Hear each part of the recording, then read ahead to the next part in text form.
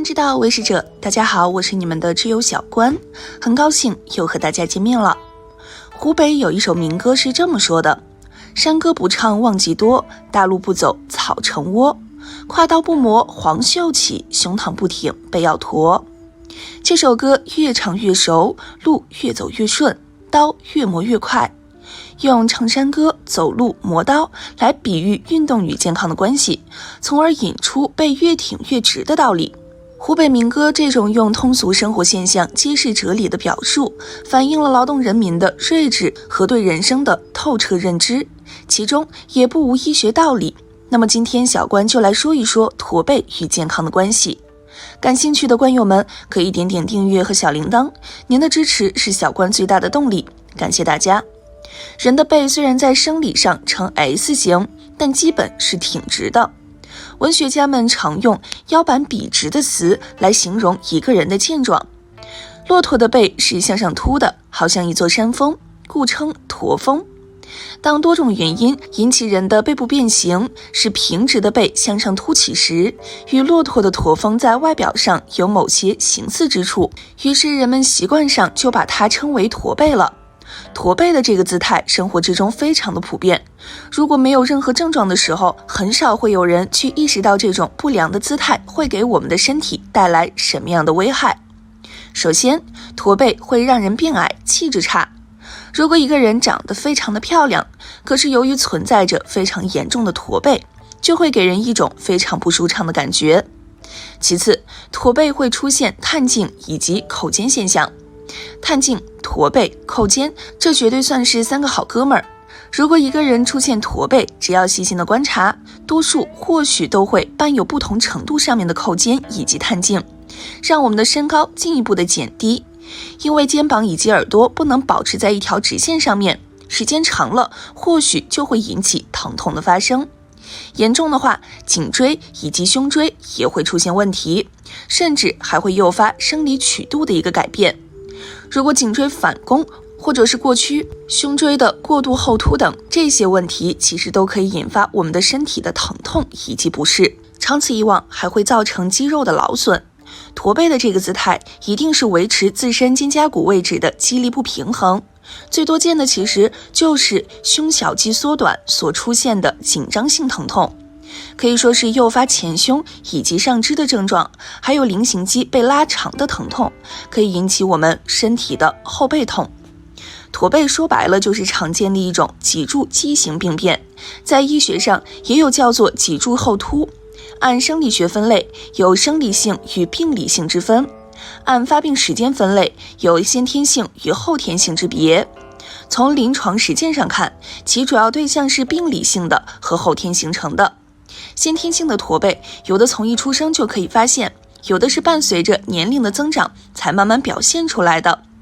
病情严重的，一般在出生不久即死亡；病情较轻的，可选择合适的年龄段通过手术进行矫正。这种情况在病理上主要表现为椎体数目的增减、形状的改变、体积的异常变化和排列方向的不规则等。处于隐性状态或年幼时，一般不表现出明显的症状，许多人是在偶然做 X 线检查时才被发现的。而生理性驼背主要是指老年人脊柱发生的退行性改变，属于自然衰退现象，是不可避免的。只是由于人的体质、营养、锻炼等情况不尽一致，表现出的轻重程度也不一样罢了。随着人衰老过程的到来，脊椎关节的长期磨损、增生或骨刺的形成，骨质密度由紧密到疏松的改变，不可避免的会引起椎体的变化。常见的如因骨小梁受到破坏而导致的椎体畸形改变，椎间隙前后宽度的改变导致的脊柱变形等。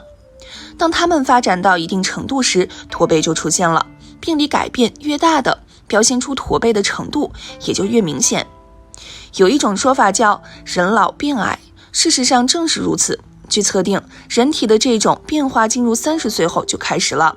，40岁后变得明显，老年后更为严重。究其原因，正是我们上面所说的脊椎退行性变化的结果。那么病理性驼背基本是后天才出现的。可以表现在多种疾病中，既是一些疾病的产物，也是一些疾病的病因。常见的病理性驼背有累及脊柱、中轴骨骼和四肢大关节的强直性脊柱炎，累及多个椎体，造成病人仰卧站立都困难的骨关节结合。由于脊椎发育异常，好发于青年男性中的休门氏病和不明原因引起的以少女为主要对象的特发性脊柱侧弯等。脊柱的这些异常变化不仅影响人的外观美，而且影响到人的生活和工作，严重时甚至影响到人的生存和寿命。但是动则不衰，湖北民歌用唱歌、走路、磨刀做比喻，引出了胸膛不挺背要驼的结论，非常有道理。实践证明，坚持体育锻炼，保持挺胸收腹的姿势，确实是矫正驼背的有效方法。特别是对于有可能出现的老年性驼背，这种锻炼应该从青壮年时期就开始了，并且要持之以恒，甚至要有活到老练到老的决心。还有的人会说驼背后我试过矫正，可是坚持一会儿，如果一旦走神就忘了，慢慢就又变成驼背了。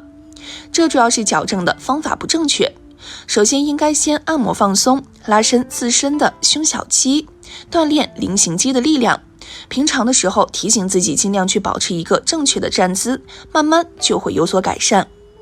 预防驼背的重点主要是在青春期，青少年的骨骼呢是有机物成分相对比较多，这样的骨骼韧性相对比较好，具有相对比较大的可塑性。